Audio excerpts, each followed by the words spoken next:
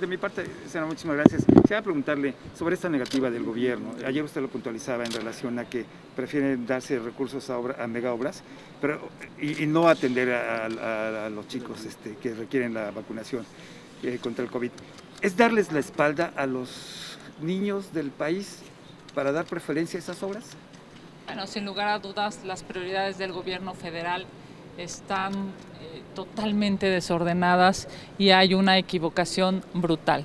Primero, porque es inhumano que un joven, que un adolescente, que un menor de edad entre 12 y 18 años no reciba una vacuna. Mientras los adolescentes de otros países han tenido acceso a una vacuna, han tenido la posibilidad de no contagiarse o en su caso no morir. En este país se les está dando la espalda a los adolescentes, se les está dando la espalda a los jóvenes. Las prioridades del gobierno están mal enfocadas y se ve claramente en el proyecto de presupuesto de egresos de la Federación.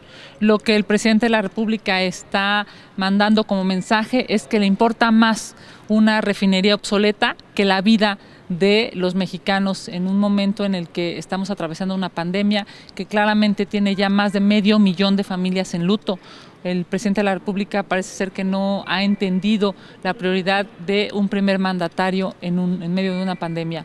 Ver que siguen en esta necedad de no vacunar a los menores de edad, cuando en otros países se está haciendo, es simple y sencillamente ver que le están dando la espalda a los jóvenes de este país. Y es que sí se debería de tomar ese ejemplo, porque ya, digo, se está invirtiendo en muchas vacunas, de hecho hay millones de vacunas aquí almacenadas, y no es posible que no se les pueda atender a los niños.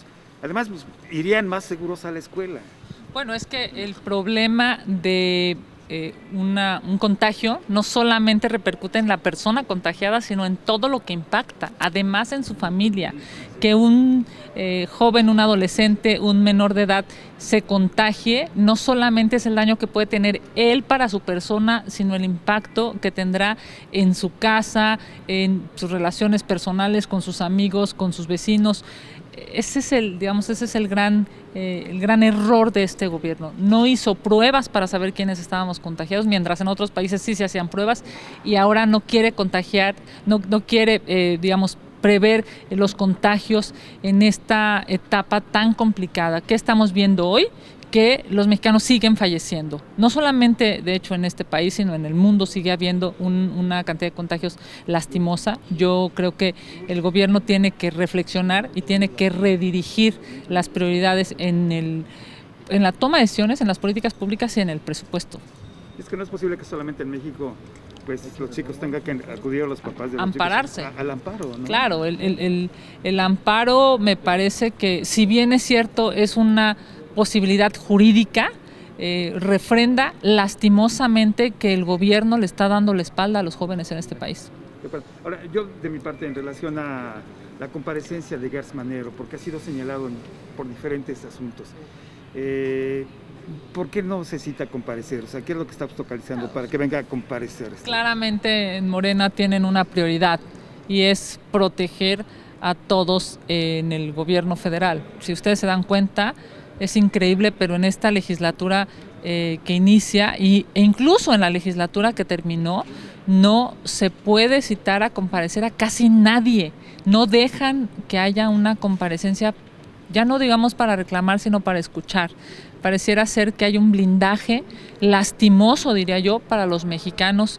Tienen mayoría, tienen la posibilidad de pues hacer una barrera, ¿no?, en la que no se les puede llamar a comparecer, no se les puede preguntar, salvo en la glosa. Y bueno, hemos visto cómo las glosas están brutalmente a modo. Es increíble que no haya comparecido el secretario de Salud y el doctor López-Gatell aquí en el Pleno frente a todos los legisladores.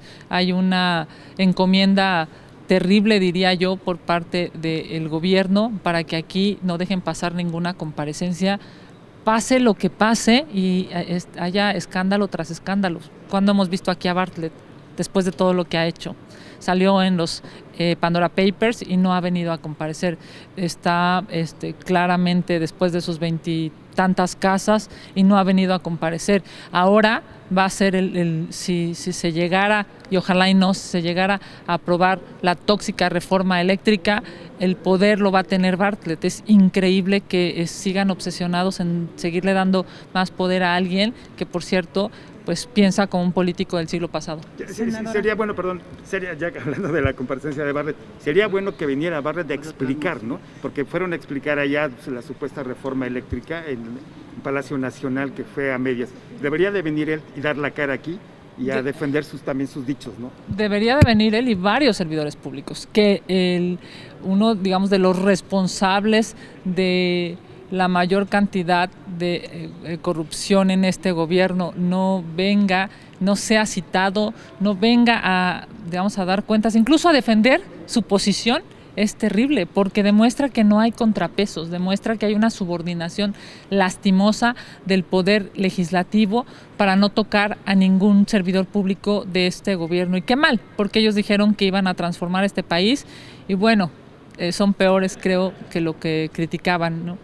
Hemos visto en muchas legislaturas grupos parlamentarios poderosos, pero venían, daban la cara, incluso defendían su posición. Aquí ni siquiera eso. Debería tener el valor, por no decir los pantalones, Bartlett, de venir aquí al Senado. Debería de venir al Senado a darle la cara a los mexicanos.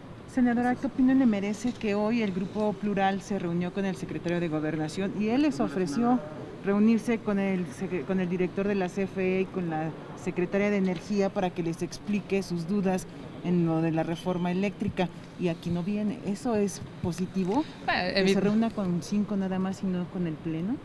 Evidentemente es una decisión, digamos, de los compañeros, la posibilidad de reunirse con cualquier servidor público. Pero esas reuniones en realidad no son reuniones ni con el Congreso ni con el Senado. Lo que deberían de hacer los servidores públicos es venir al Senado, dar la cara, dar explicaciones, no solamente a los legisladores, sino a todos los mexicanos que, por ejemplo, hoy exigen saber qué está pasando en este gobierno que en muchas ocasiones tiene otros datos y esos datos son erróneos. ¿Pero por qué el secretario de Gobernación se lo ofrece a 5 senadores y no al Senado completo? No, porque en realidad no debería ser un ofrecimiento político, debería ser una definición de pesos y contrapesos. Esto no debería ser una concesión graciosa, no es que un servidor público nos haga el favor de darnos una explicación, no. Los servidores públicos deberían de venir porque están obligados a responderle al Congreso mexicano y al Senado de la República. El problema es que aquí usan su mayoría justamente para no dejar pasar una comparecencia. Por cierto, las comparecencias que se hacen son con formatos totalmente obsoletos, en donde no hay un debate claro, una confrontación de ideas. Eso necesita México, pero bueno, pues estos compañeros de Morena están obsesionados con cuidar, con no tocar ni con el pétalo de un mensaje a ningún servidor público, y eso es terrible porque, por cierto, hay millones de mexicanos que hoy quieren saber por qué no hay dinero en el bolsillo, por qué no hay seguridad, por qué no hay salud, por qué no se están respetando sus derechos humanos, por qué tenemos 90,000 desaparecidos, por qué hay 11 asesinatos a mujeres por día, y eso no se responde porque simple y sencillamente no vienen a dar la cara al Senado de la República. Y en materia de seguridad, ayer vimos imágenes terribles. Ya estaba Guerrero pues ardiendo, ¿no? Lo del bar que se presentó, la matanza en Michoacán, lo del aeropuerto. Está incontenible la inseguridad ya en el país. Sí, ¿Qué llamado le harían al gobierno? Sí, claramente hemos visto pues que no hay una estrategia, porque la pésima estrategia de abrazos no balazos no funcionó. No les ha funcionado, ya llevan más de 3 años, ya llevan una legislatura completa aquí defendiendo esa estrategia y simple y sencillamente no ha funcionado. No puedes abrazar a los delincuentes, tienes que abrazar a las víctimas, tienes que abrazar a las personas a las que les han robado en su casa, a las que han lesionado, a los familiares a quienes han asesinado. A ellos sí hay que abrazarlos, pero no a los delincuentes. A los delincuentes hay que aplicarles la ley. Pero hay que exigir un cambio de estrategia, ¿no, senadora? No hay estrategia. Bueno, sí. O que se aplique una estrategia. Claro, que haya una estrategia, porque el discurso no es una estrategia. El discurso de abrazos o balazos no es una estrategia. La estrategia debería de ser de coordinación, de presupuesto, de inteligencia, y nada de eso estamos viendo en este país. Muchísimas Gracias. Podríamos seguir la